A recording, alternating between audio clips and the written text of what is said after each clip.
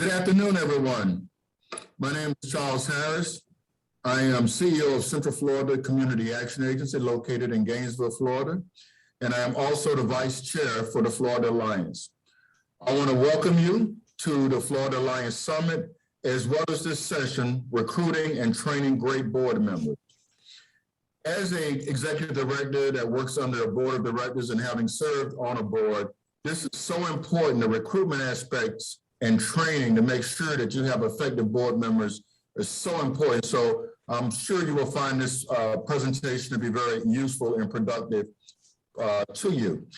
Before we get started, I do want to, first of all, thank all of our sponsors that have been involved with our Alliance Summit, and also a few housekeeping items for you.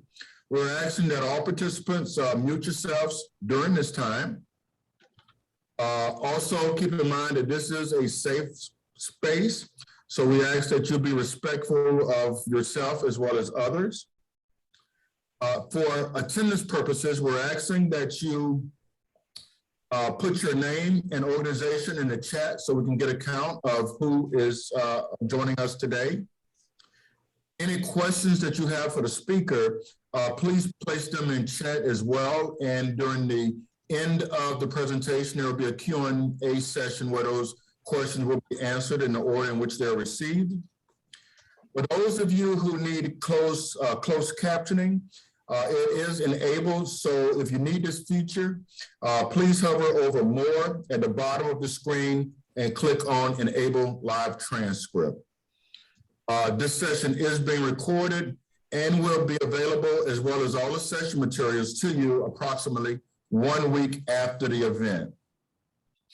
Also, after we hear from our speaker, we will ask you to stay online for a brief 3-question evaluation. So make sure you stay online for that.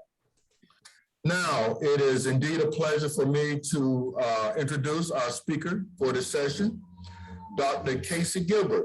Dr. Gilbert is the founder and president of Power With Consulting and a team member of Connect for More.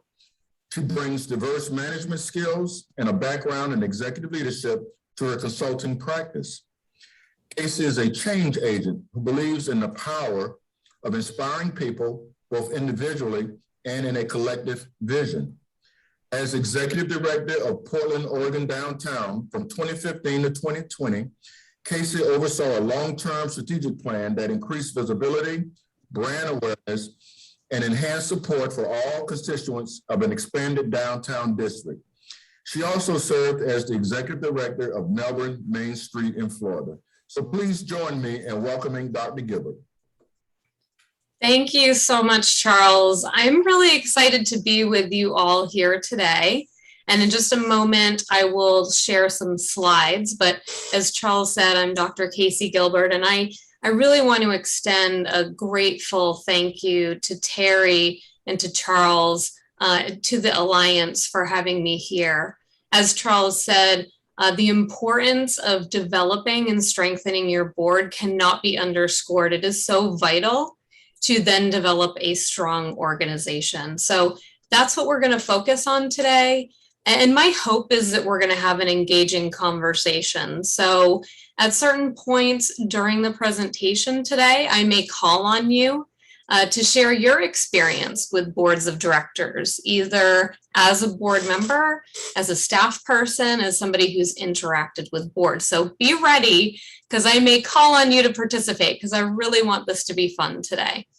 So with that, I am just going to share my screen and rely on Terry and Charles to make sure that they can see the first slide. Is that a good thumbs up? Okay, great. So I've already introduced myself, but I do want to just tell you a little bit about my experience with community development, just to root us in togetherness. And so that you know that I can empathize with everything that you're going through right now. I had no idea that community development was a career path until I stumbled over it during my time at the University of Vermont in Burlington, Vermont. And when I found out that I could make a career and a profession out of helping communities and helping organizations, I knew that I had found my home. So I've been both in the boardroom as a board member, As a board chair, I've been an executive director, so I have the perspective of the staff.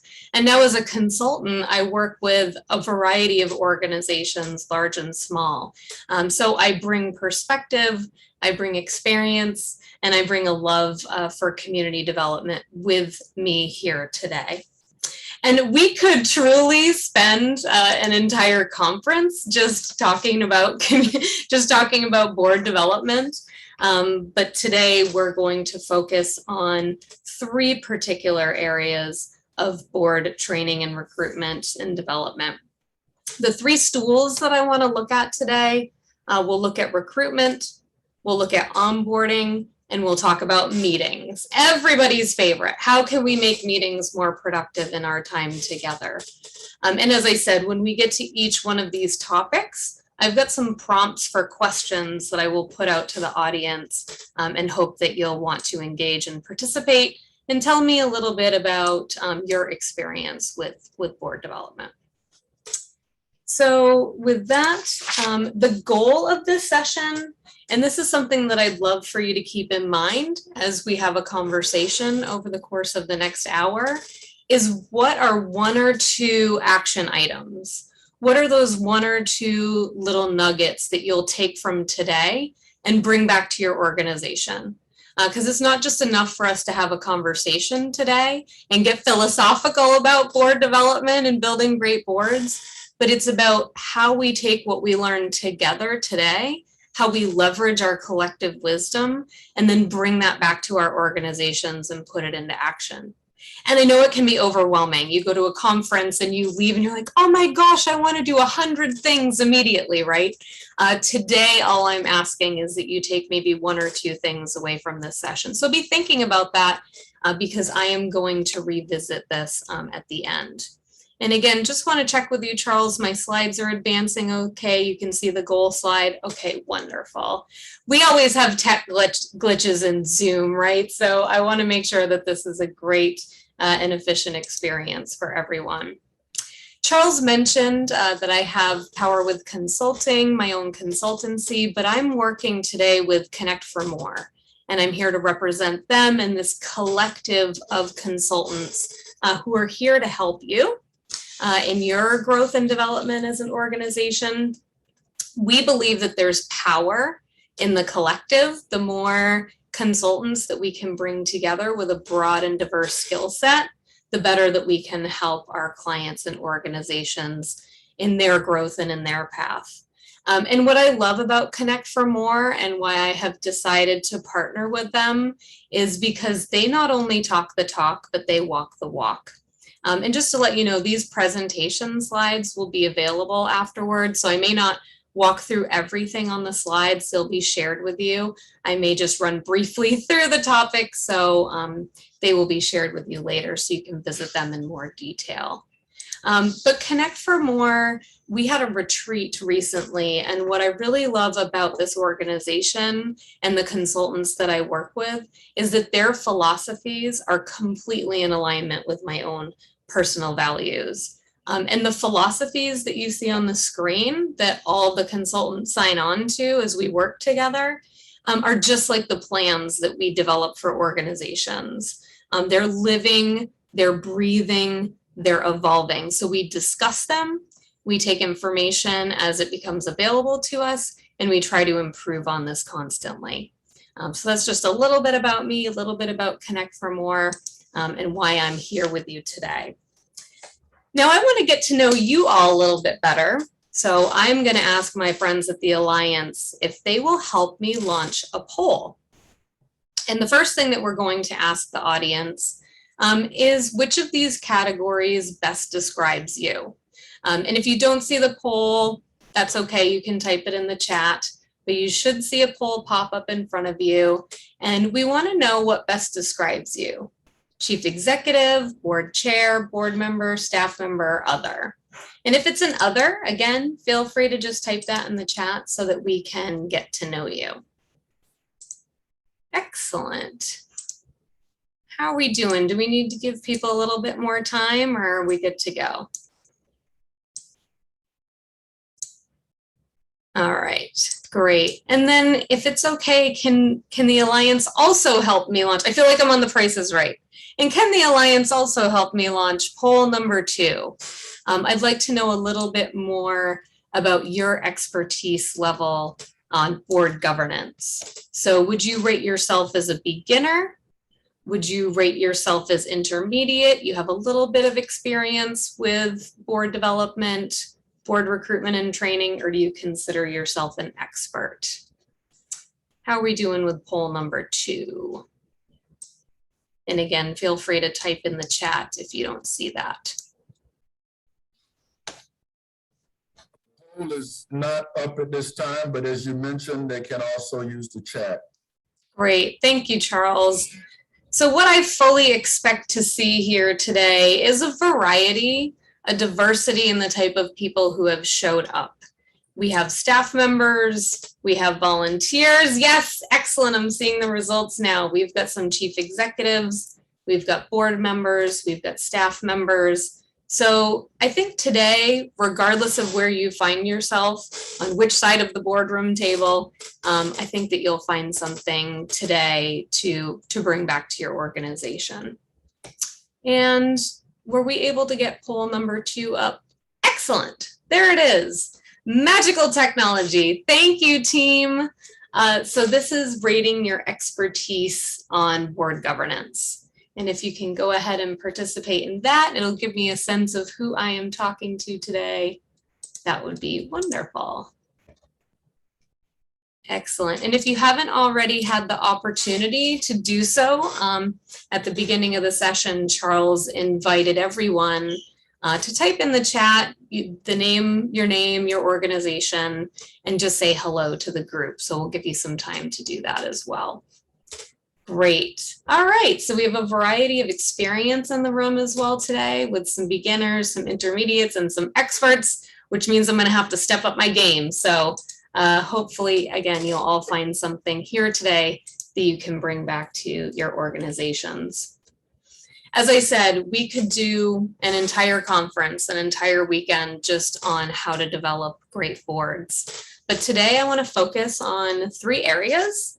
The first being recruitment, the second being onboarding, and then lastly, meetings. And I mentioned that I wanted to give everyone the opportunity to chime in and participate, and let me know what's happening in your organizations. So the first question that I'm going to throw out there, and I see a lot of you are not on video, but what I'll do is just invite you to unmute and share if you would like to, and I may call on you. So the first question is, what do you think that your board does particularly well with regard to recruitment? When you're thinking about filling a board seat that has become vacant, hopefully you're thinking about this months in advance, what is your board doing really well? Or where are you struggling? So I'm just going to go out there to the group and see if anyone wants to unmute and chime in on this. And I'll probably pick on Rob right away because he's on video. So Rob, do you are you on a board, or do you want to say anything about the recruitment practices of boards that you've served on? Yes. Hey, Casey. Hey, everyone. Hi. So I serve on a board. I'm a board member, and we have some great people on our board. What we worry about is when these good people roll off. So actually, we started doing we actually created a ambassador committee to help train up high potentials to replace us. I love that idea. So you're thinking about succession planning. Absolutely. And that is so important. As we've heard, a lot of people are either retiring, they're moving out of leadership positions. So how do we make sure that we fill that void with people who are well-trained, have the skills and the passion for those positions? So I love that, an ambassador committee. Thank you so much, Rob. Anyone else want to unmute and share? I may call on one other person out here. How about Karen Harris? Do you have anything that you'd like to share with us? I'm going to pick on people. Hi, everyone. Well, I'm working with the Federal Office of Community Services. So I'm just interested in all of our organizations are nonprofits, and they do have to have a tripartite board.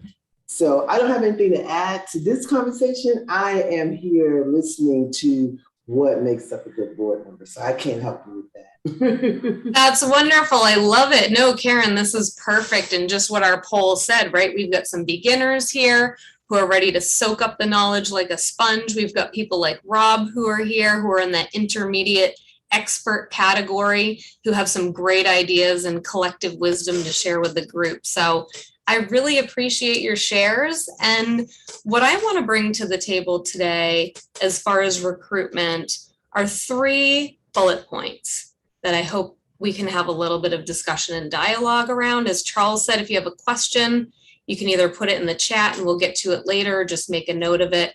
We'll save some time a little bit later in this presentation for that.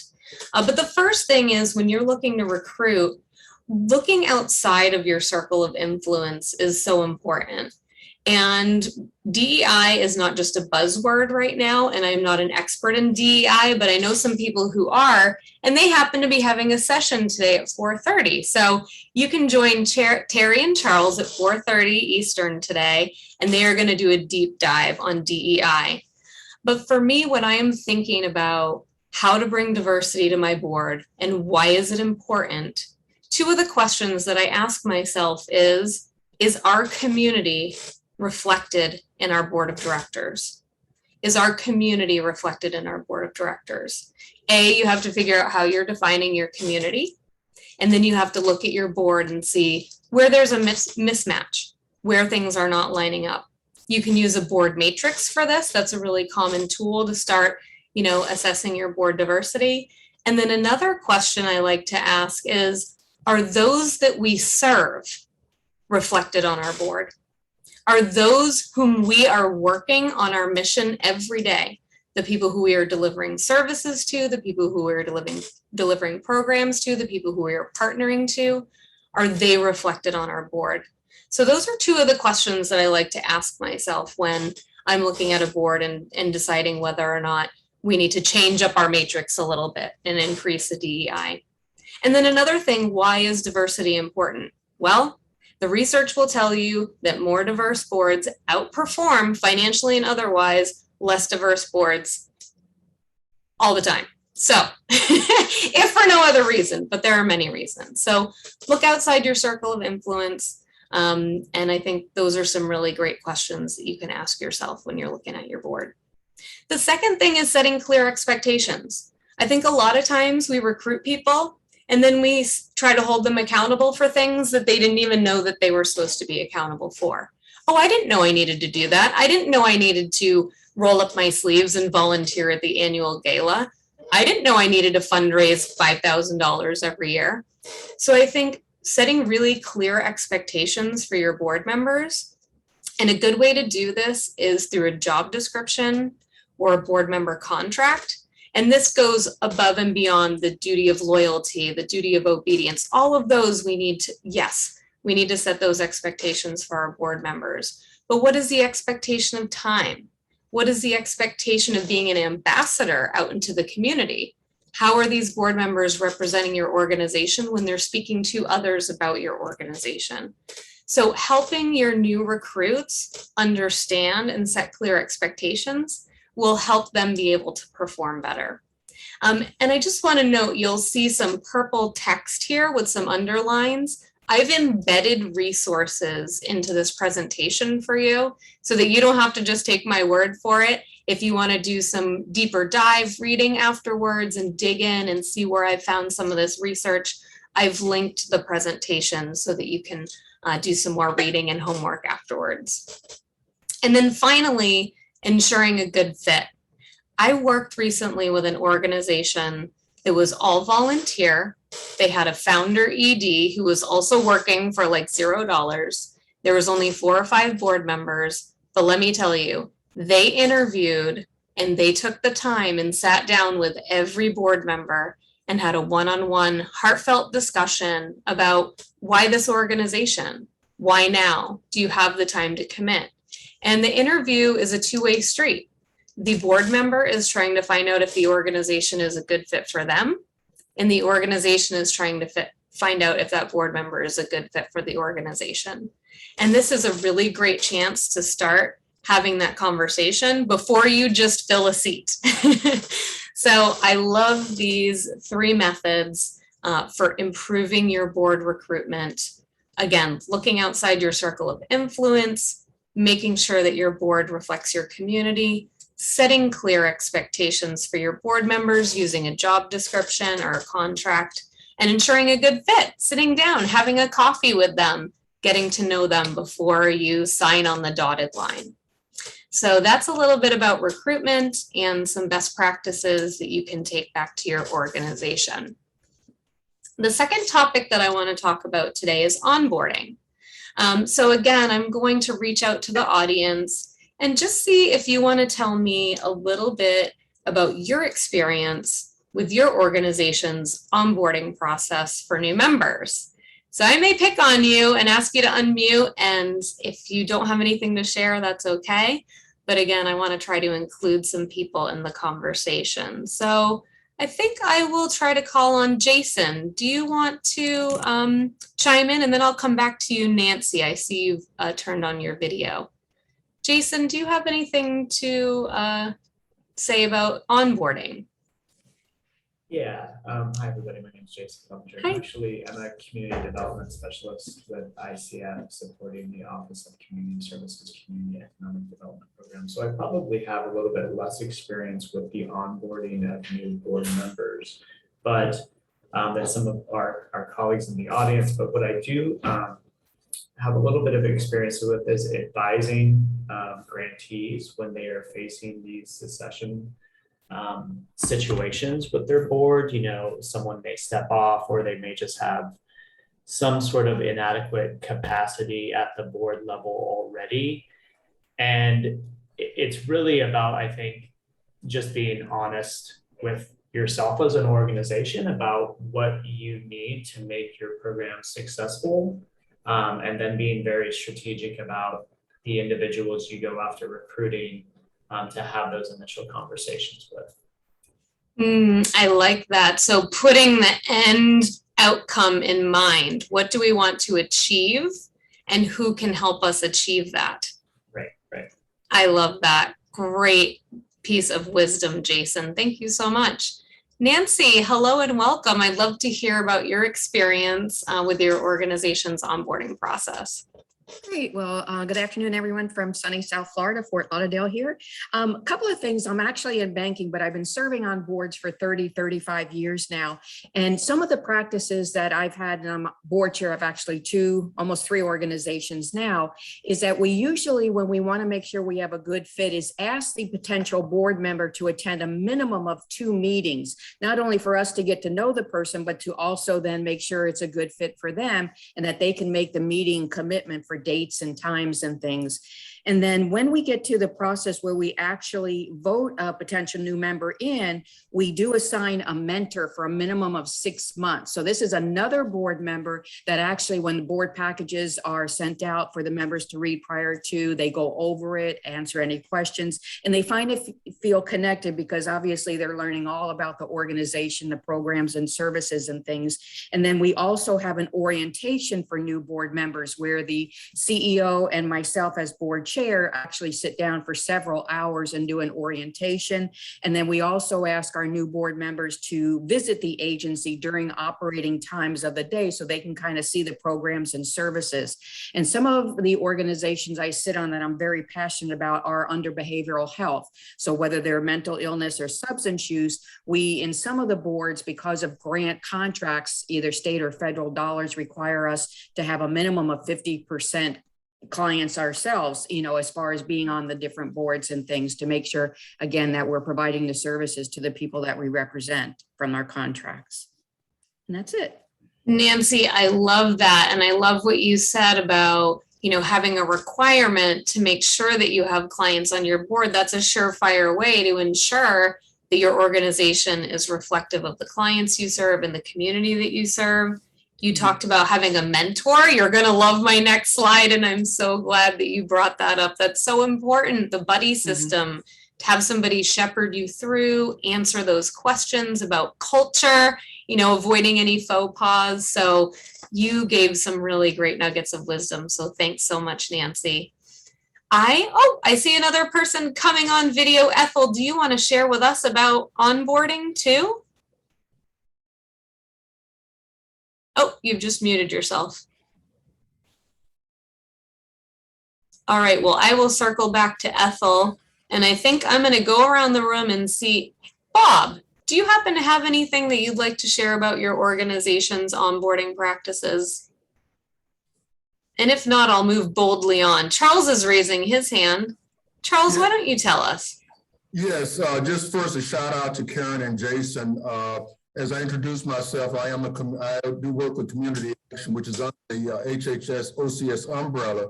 And just to note that one of the things that came out of their work with us was creating a series of organizational standards. And within those organizational standards, they encourage that we have a formal board orientation process, our onboarding process. So that is a requirement for all community action agencies that we formalize that process so that as new board members are introduced, they're aware of all of our programs, procedures, and responsibilities. Well, Charles, it's almost like you've teed up this next slide perfectly for me. I want to talk about onboarding. And this is near and dear to my heart because this was actually my dissertation topic for my PhD. And for my case study, I did look at a local city council to look at how locally elected officials are onboarded into their new positions. But the literature review encompassed private sector, not-for-profit sector, and public sector. And I developed this onboarding model, and this is why I was so excited when Nancy said having a mentor or a buddy. What you're looking at here is really best practices for an onboarding model. And the two things that I want to emphasize today, if you walk away with nothing else about onboarding, is that one, onboarding is essential. You cannot live without an onboarding process for your new board members, and this also applies to staff members, volunteers, etc. You've got to have an onboarding process, and onboarding isn't orientation. As you can see here in the diagram, orientation is an event, sort of a point in time, and then onboarding is a process, ideally something that would happen over 6 to 12 months, and it begins actually even before orientation with pre-boarding. And you can see all these other components, which is a constant feedback loop with your new board member. How are you doing? How are we doing? How can we help you? How are things going? Technology, making sure they have all their passwords to get into the board portal or anything else that they need for support. Again, assigning them a mentor or buddy, somebody who can show them the ropes and answer those questions as they come up, and understanding the organizational culture. Again, making sure that people feel comfortable. They understand, the faux pas or, what is normal in this organization. And then networking and introductions to key people. A lot of times someone will get brought into an organization and they may not think to go up to every single person and introduce themselves. So making that soft introduction, making sure that your new board members feel connected to staff, connected to partners, connected to other board members is so important. And then professional development. We can't assume that people are going to come into our organizations with all the knowledge that they need to succeed.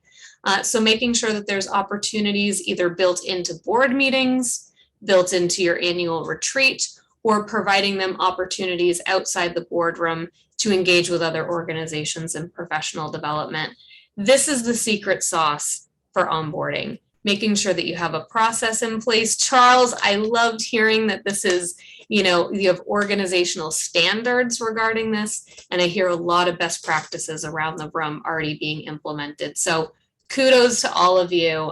There's a lot to dig into here, but again, those nuggets, it's essential. You've got to have a process for onboarding, and onboarding is an orientation. It's not handing them the 3-ring binder, pointing them to the restroom and hoping them for the best. You've really got to support them through the process and through them coming into your organization. All right, so item number 3, meetings. Everybody's favorite, meetings. How many of you have been in an awfully unproductive meeting and you just wanted to pull your hair out? And then how many of you have been in a, I see a thumbs up. Mhm. But then you've been in a meeting sometimes and you said, wow, this is the most productive, well-run meeting.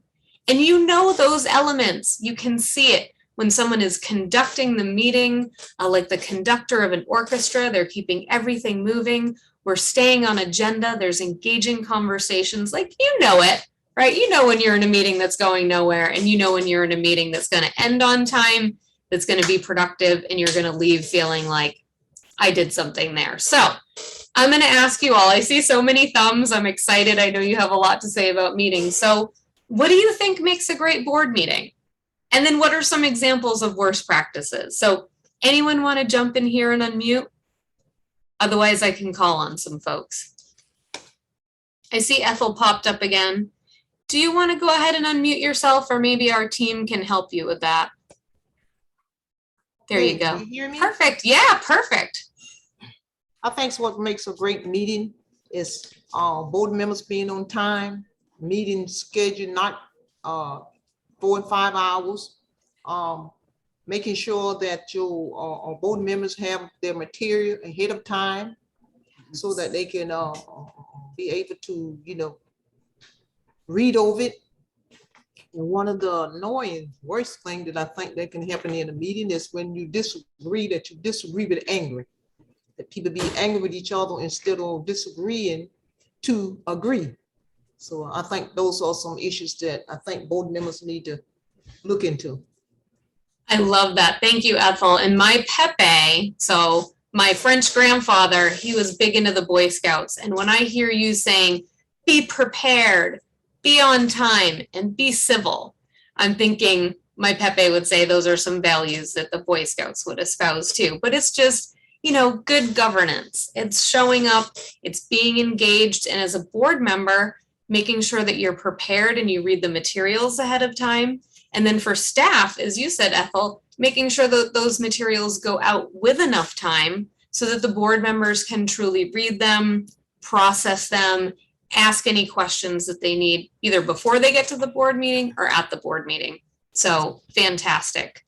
Thank you so much for contributing. And Terry, I'm going to come to you on the next slide because I know you have a little something to say about consent agendas, but in the meantime, anyone else want to chime in here? Maybe Janet, maybe John. Anyone like to unmute and tell me what you love and hate? I see is it Eileen? Yes, it is.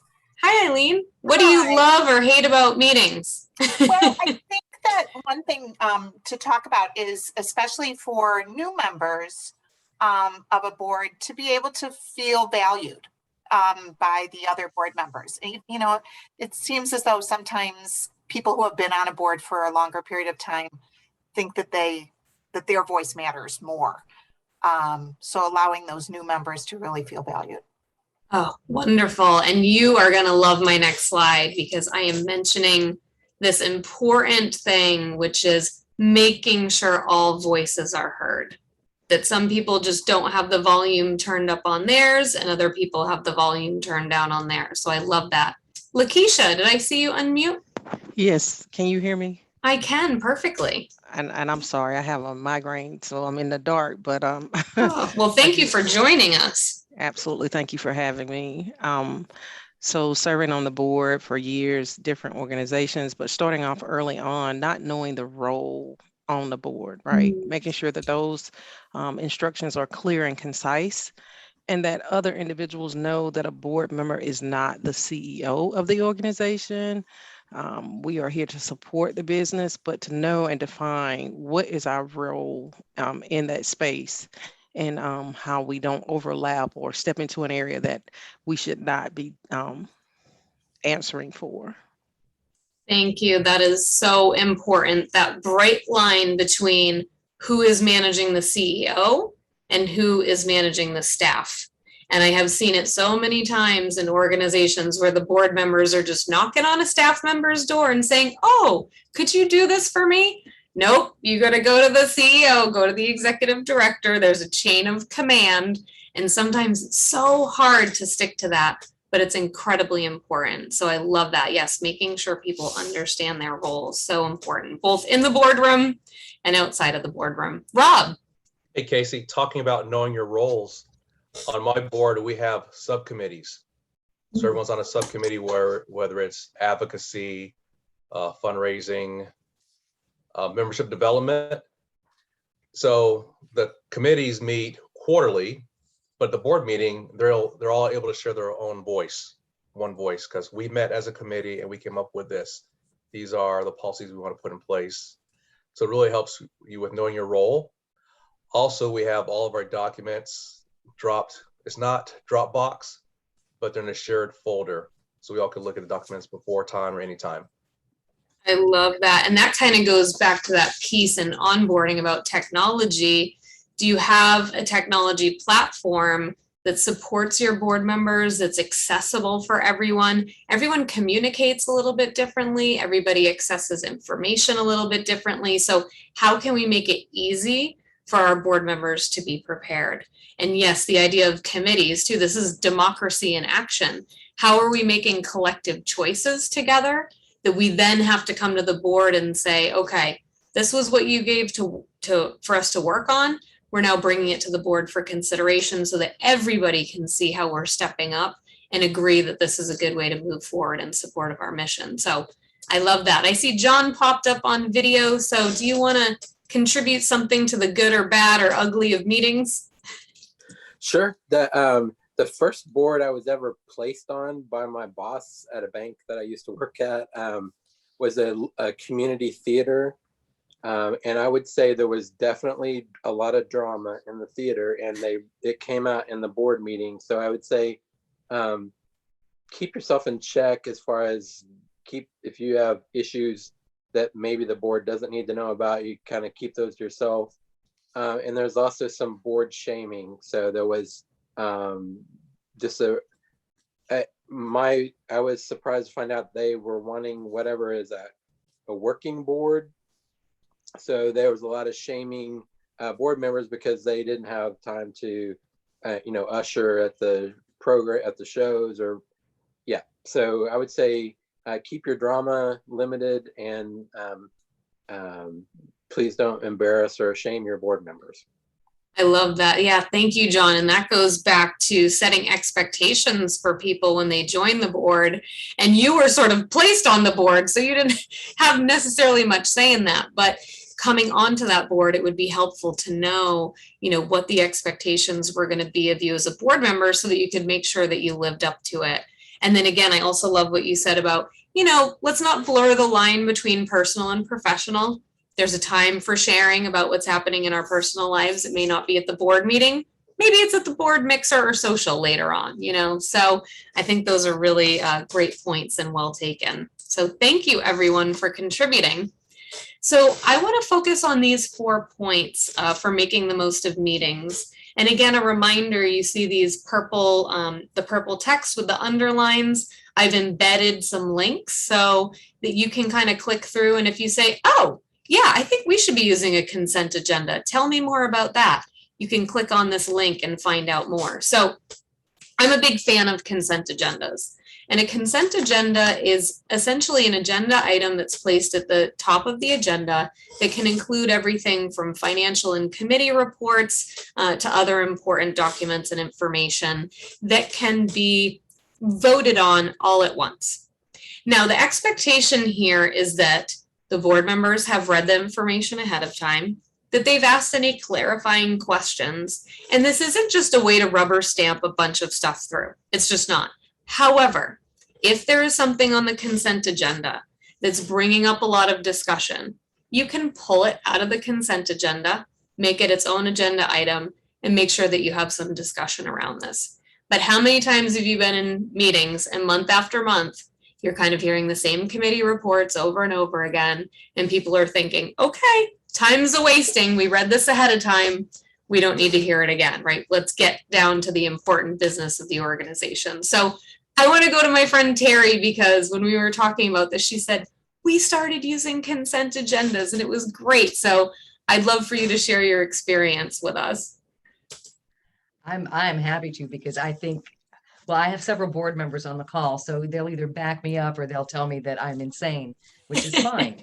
But I thought we went to a consent agenda 2 or maybe even 3 years ago. And what it has done is allowed us to, meeting materials for us go out at least 5 days prior to the board meeting. So they have time. And typically in our consent agenda, it'll be the financial statements, the executive director's report, the minutes from the previous meeting, some of the items that you just mentioned. So they've got plenty of time to review them. And if they see something in there that they don't like, they have the opportunity to bring it to our attention. But in general, what it's done is it has opened up so much time. Our meeting is for an hour and a half every other month.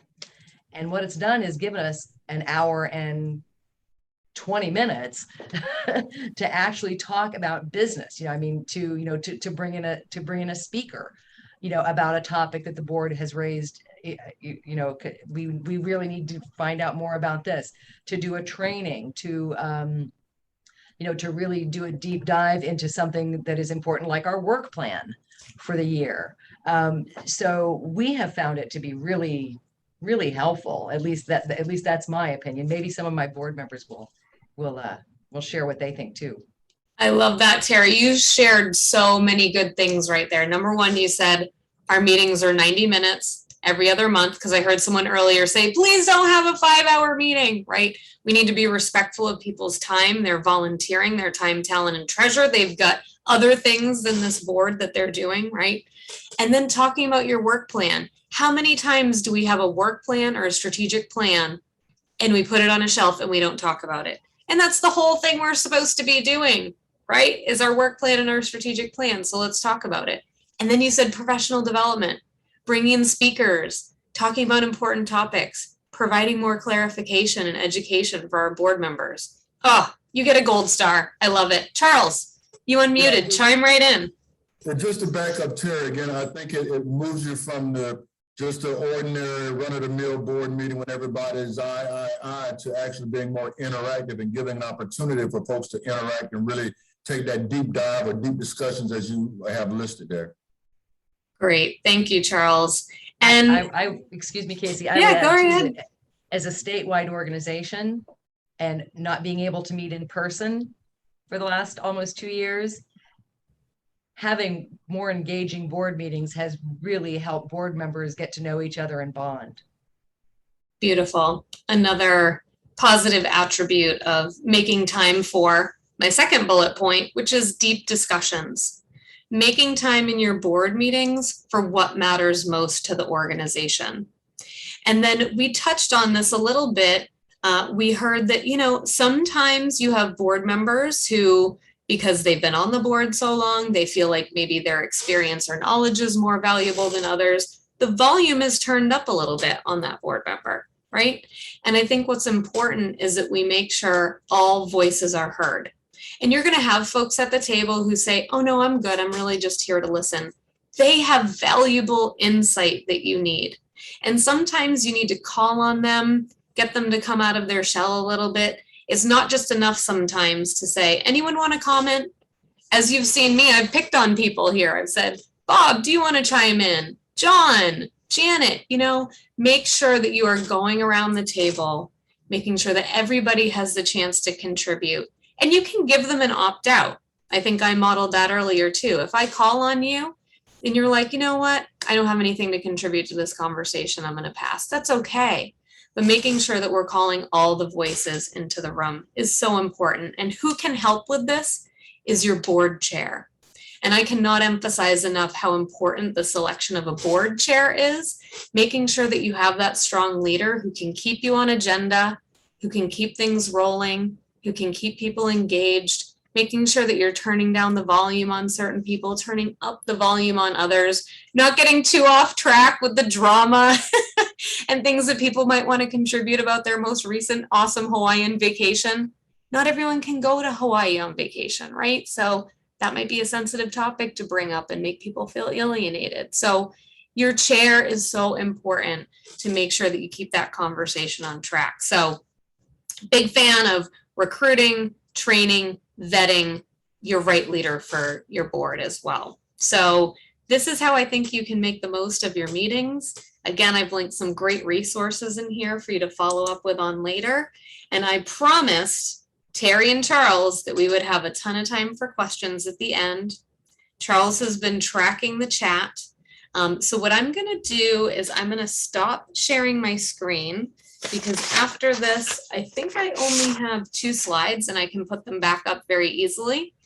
So what I'll do is stop sharing so that we can just have a nice engaging conversation. Charles, do we have some questions that have come up in the chat?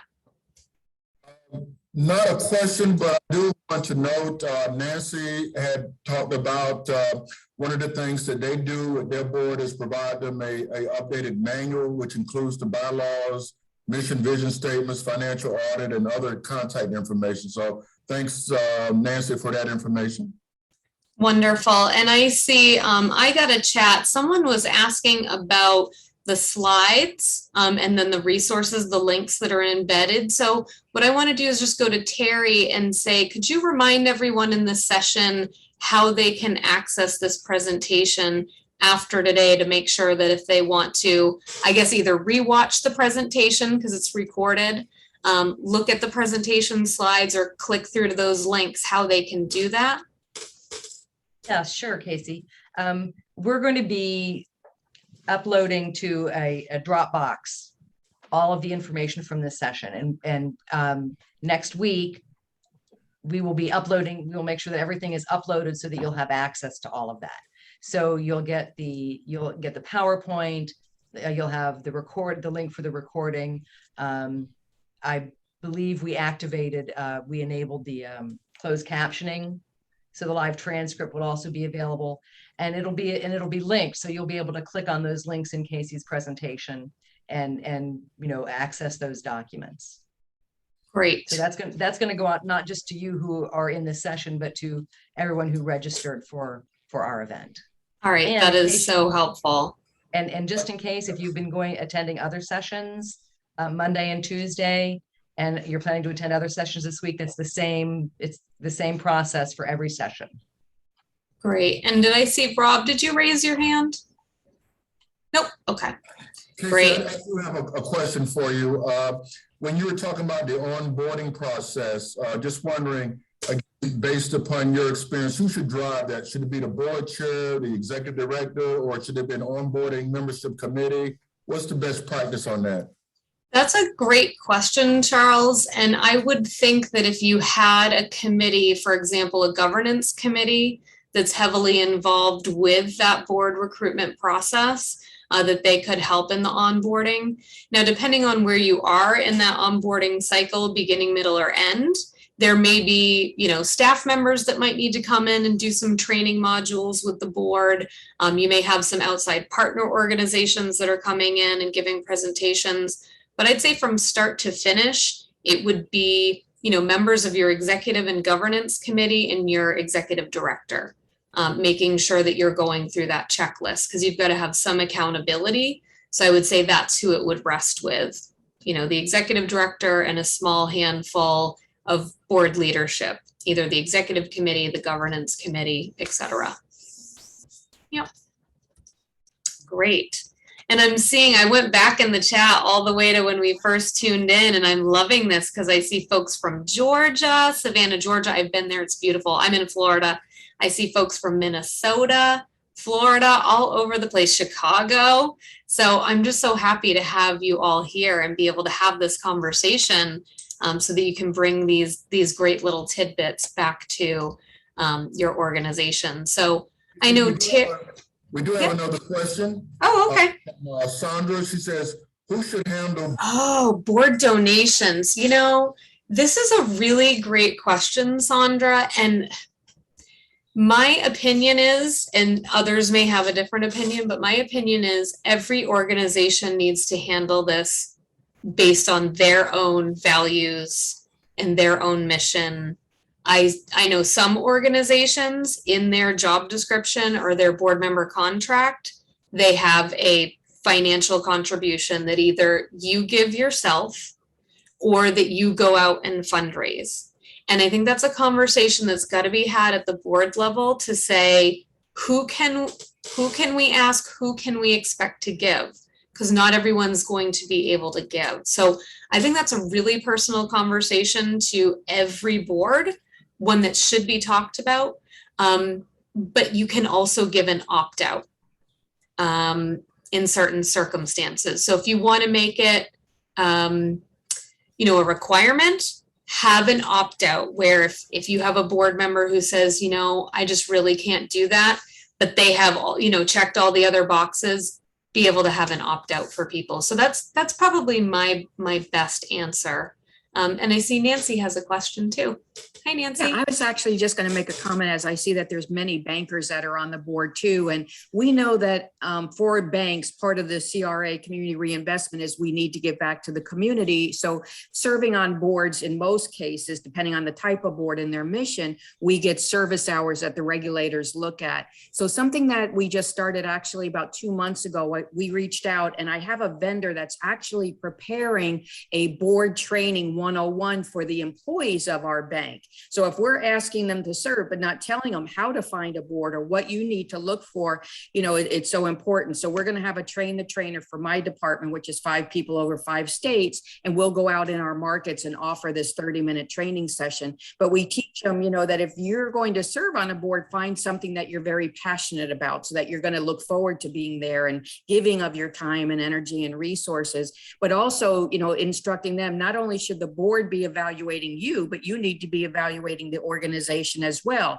Look at their financial statements, see if there was any management comments in their last audit, look to see Google, if there's positive and negative things. And like you just mentioned, is there a give or a get policy? Because maybe you join a board and by the way, $10,000 at the end of the year, it's like, what? Those kinds of things. But really, do your homework as well. Don't just feel flattered that you're invited to be on a board, but look to see, who are the board members and what you might possibly be able to bring. So we're looking forward to that training at the end of October. Excellent, Nancy. Yes, you make such a good point, which is you are making a commitment. Mm-hmm. You're making a commitment to this organization and you want to make sure that you know what's expected of you and that you're able to meet that commitment, and doing your homework ahead of time is so important. So thank you. Okay, great. So Terry, I think you have an evaluation. I have the slide about asking people about their 1 or 2 takeaways. So do you want me to do my slide first, or would you like to do the evaluation? Why don't I go ahead and populate the poll? Okay, great. Thank you. So Terry's going to give you a quiz to see how we did today. And then I'm going to finish up with a couple of slides, and we may even finish a minute or 2 early so you guys can stretch before your next session.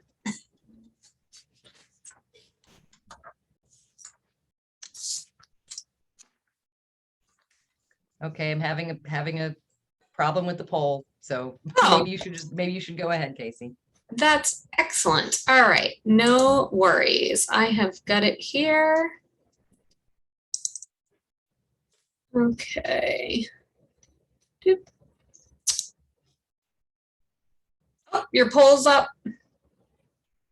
So I'm going to stop sharing so that they can do the poll real quick. How's that? Can everybody see the poll? Thanks, okay? Casey. It's just 3 quick questions. And this is really helpful for me as a speaker to know how I did so I can improve in the future, and certainly helpful for the Alliance so that they'll know whether to have me back next year or not. So please be honest. I love feedback, the good, the bad, and the ugly. It really, really helps me. So thank you so much. All right. And you guys can let me know when. Ready for my last couple of slides? Oh, thank you, Jane. I really appreciate that. Oh, yes, the name of my organization in the chat. Thank you. That is such a great, yes. I will do that right now. And I will grab my website as well. Okay. All right, so wondering if, looking around to make sure that people can see the slide.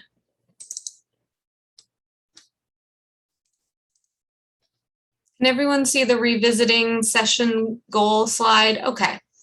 So I just want to check in with everyone, and I'll make sure that I leave my web address in the chat as well. But I really want to know, what's the one thing that you're taking away from today that you're going to put into action immediately in your organization? Immediately, like in the next 12 months.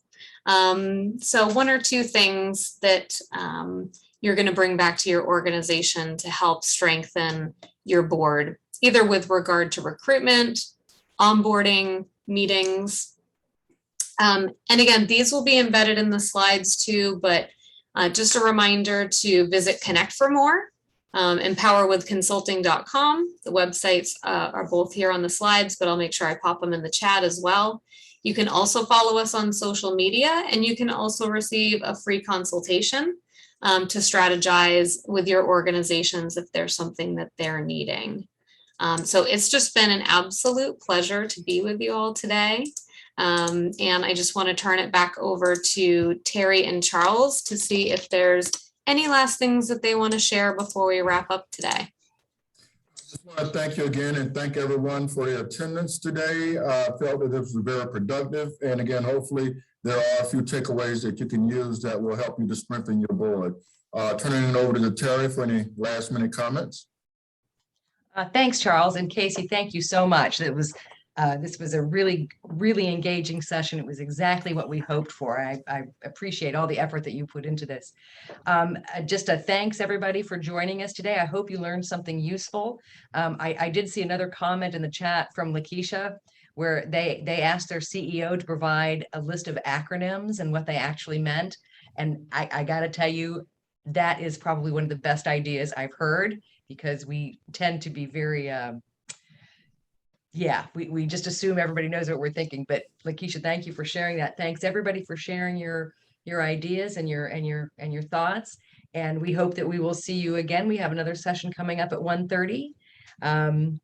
And let's see, did anybody remember what that session is? Oh yeah. Yeah, that's strategies for preserving Black legacy communities. We've got a really good panel scheduled for that one. So hopefully you'll all be right back here at 1:30, and we'll see you soon. Thanks for joining us. Thank you so much, everyone, and keep up the amazing work that you all are doing in your communities. It's so, so important. And thank you for having me here today. Bye, everyone.